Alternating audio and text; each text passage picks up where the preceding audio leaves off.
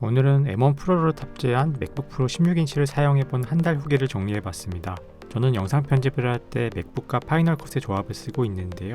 결론부터 이야기하면은 이전에 쓰던 인텔 맥북에 비해서 2배 이상 작업 능률이 올라가는 걸 체감하고 있습니다. 360만원의 가격이 전혀 아깝지가 않네요. 제가 만족하는 부분들을 8가지로 정리해봤습니다.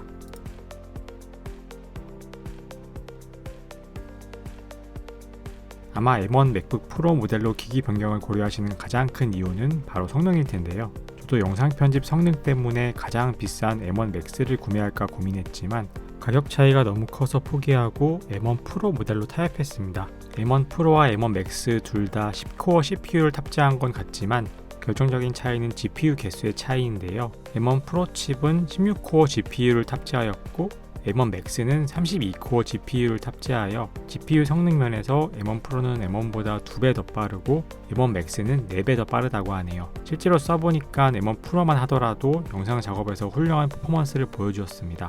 이전에 쓰던 인텔 맥북은 본격적인 영상 편집을 할 때면 발열로 스로틀링이 걸리고 비행기가 이륙하는 듯한 팬소음 때문에 더빙을 하려면 선풍기로 본체를 식히고 녹음을 해야 했어요. 하지만 M1 프로를 탑재한 맥북 프로를 쓰면서는 스로틀링이 걸리거나 팬소음을 들은 적은 거의 없었습니다. 쿨링팬이 없는 건 아닐까 싶을 정도로 인코딩을 할 때 팬소음이 나지 않았어요. 불과 2세대밖에 차이가 안 나는 기기인데 이 정도 차이가 나다니 놀랍기까지 합니다.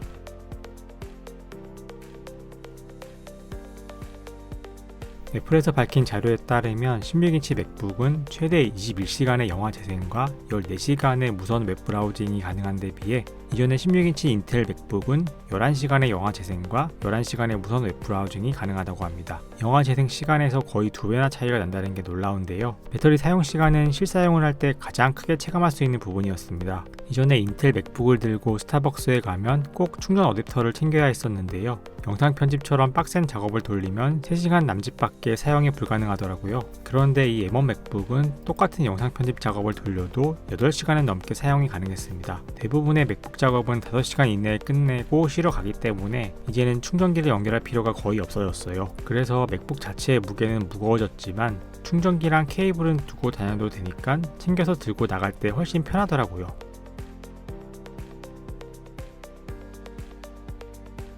USB-C 포트 4개만 들어가서 미니멀리즘의 극치를 보여주었던 이전의 맥북 프로 모델과 다르게 이번 16인치 M1 맥북 프로에는 썬더볼트 USB-C 단자 3개 이외에도 좌측에 맥세이프 충전 단자와 유선 이어폰 단자, 그리고 우측에 풀 HDMI 단자와 SD카드 슬롯이 추가되었습니다. 전에 USB-C 포트만 4개 달린 맥북 유저들은 어쩔 수 없이 어댑터를 추가로 구매해서 쓸 수밖에 없었는데 이제 이런 추가 비용이나 따로 챙겨야 할 수고가 줄어들었습니다.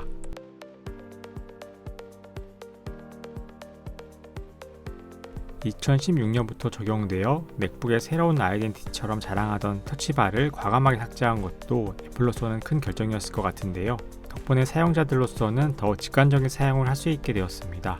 터치가 되는 세컨드 스크린처럼 쓴다는 터치바의 기획 의도는 나쁘지 않았지만 폭넓게 사용하기에는 크기가 너무 작았고 기존에 익숙하게 쓰이던 물리 버튼을 터치로 대체한다는 게 현실적으로는 불편하게 다가오는 요소들이 더 많았던 것 같습니다. 새로 돌아온 물리키에는 실제로 사용되는 핫키 위주들로 재배열되었는데요. 화면 밝기나 볼륨 조절 물리키는 정말 완전 소중하게 잘 사용할 수 있었습니다. 그 외에도 자꾸 오류가 나던 시리 버튼이 F5로 옮겨진 것도 좋았고 애플에서 밀고 있는 방해 금지 모드도 F6으로 들어왔는데 이것도 집중할 때 카톡 알림을 쉽게 꺼놓을 수 있어서 좋았습니다.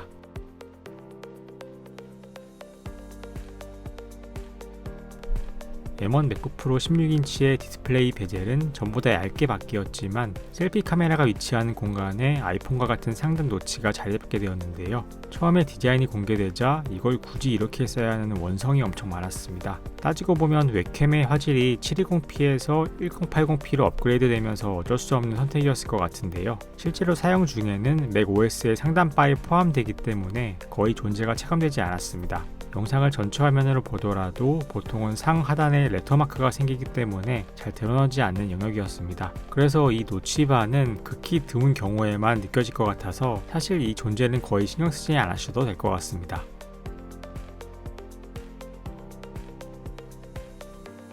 터치바 맥북은 USB-C로 충전을 하고 별도의 충전 단자는 없었는데요. 이번에는 예전의 맥세이프 단자가 다시 돌아왔습니다. 맥세이프가 아이폰 12 때부터 충전 액세서리의 이름에도 붙기는 했지만 사실은 그 이전에 맥북의 자석 방식으로 붙는 충전 어댑터의 이름이었죠. 이 맥세이프는 선이 갑자기 걸려서 당해질 때와 같은 위험한 상황에서도 충전 어댑터가 자연스럽게 분리되기 때문에 맥북도 추락해서 안전할 수 있게 되었습니다.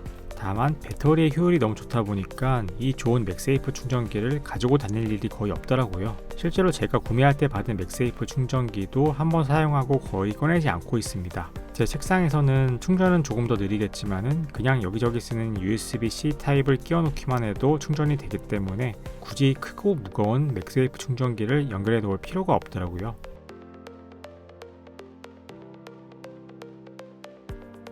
전체적으로 슬림한 세단을 연상시켰던 유려한 곡선미가 사라지고 다소 퍽퍽한 SUV 같은 각진 디자인으로 재탄생되었습니다. 때문에 두께도 전작보다 두꺼워졌고요. 무게도 2kg를 넘어서 이제는 휴대용 노트북이라고는 말하기 어렵게 되었습니다. 나란히 두고 보면은 날렵하게 생긴 이전의 맥북 프로 15인치가 더 최신형 기기 같은 느낌마저 듭니다. 하지만 노트북의 구조상 얇을수록 열을 배출하기 어려워져서 발열을 잡는 데 불리하기 때문에 이전의 인텔 맥북 프로의 발열을 생각하면 더 두꺼워진 것은 바람직한 방향이라고 생각합니다.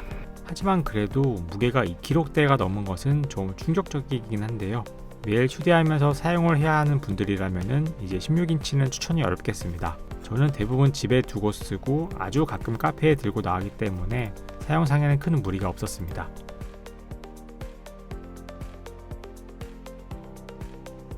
신형 맥북은 M1 아이패드 프로 12.9에 탑재되었던 것 같은 미니 LED 기반의 디스플레이를 탑재했습니다. 때문에 어두운 색도 실제와 유사하게 표현할 수 있게 되었는데요. 노치 부분과 비교하면 비슷하게 검은색을 그대로 보여주고 있어서 잘 티가 안 나죠. 미니 LED 기술은 HDR 콘텐츠를 볼 때 더 분명하게 느낄 수 있는데요. 백라이트로 구성된 만 개의 미니 LED가 로컬 디밍 기술을 통해서 부분적으로 켜고 꺼지면서 더욱 생생한 색감을 표현합니다. 또한 HDR 영상으로 볼 때에는 최대 1000니트의 지속 밝기와 1600니트의 최대 밝기로 정말 고급스러운 영상을 감상할 수 있어요. 이런 HDR 영상을 볼 일이 잘 없다는 게 아쉽지만 볼 때마다 정말 탄성이 나오더라고요. 또한 60Hz였던 기존의 디스플레이 주사율도 120Hz를 지원하는 프로모션 가변 주사율로 변경되었습니다. 그런데 이게 아이패드만큼 생각보다 체감이 많이 되지는 않았어요. 특히 휠 마우스를 사용한다면 대부분의 스크롤을 휠로 돌리기 때문에 변화를 느끼기가 어려웠습니다. 트랙패드로 스크롤을 하면은 사파리에서는 어느 정도 체감이 되기는 했습니다. 여기까지 M1 맥북 프로의 한 달간의 사용 후기를 정리해보았습니다. 한마디로 요약하자면 프로의 이름에 맞는 퍼포먼스다 라고 얘기할 수 있겠어요. 맥북을 콘텐츠 제작용으로 사용하는 크리에이터들에게는 아무래도 예쁜 디자인보다는 작업량과 시간을 줄여줄 수 있는 고성능과 익숙하게 사용할 수 있는 직관적인 시스템일 텐데요. 이런 점에서 쓸데없이 예쁘고 미래지향적으로만 만들었던 기존의 맥북 프로의 디자인과 터치바를 버리고 크고 둔탁해 보이지만 강력한 M1 프로 맥스 칩으로 무장하여 전에 없던 역대급 성능을 자랑하게 된 이번에 M1 맥북 프로 16인치는 저처럼 시간에 쪼들리는 크리에이터들에게는 큰 구원자가 될 수 있을 것 같습니다. 저는 가격의 압박 때문에 16기가 램의 M1 프로 모델을 구매했지만 이 정도 모델만으로도 정말 압도적으로 만족하고 있습니다. 혹시 가장 비싼 M1 맥스 모델의 가격 때문에 구매가 고민되는 분들은 M1 프로 모델로도 충분히 만족스러운 성능을 뽑아낼 수 있다고 말씀드리고 싶네요. 실제로 제가 영상을 한 편 제작하는 작업 시간이 상당히 많이 줄었어요. 앞으로 이 맥북으로 유익한 리뷰 정보 영상들 많이 더 제작해 올리도록 하겠습니다. 그럼 여기까지 인사이트였습니다. 오늘도 시청해주신 여러분 감사드립니다.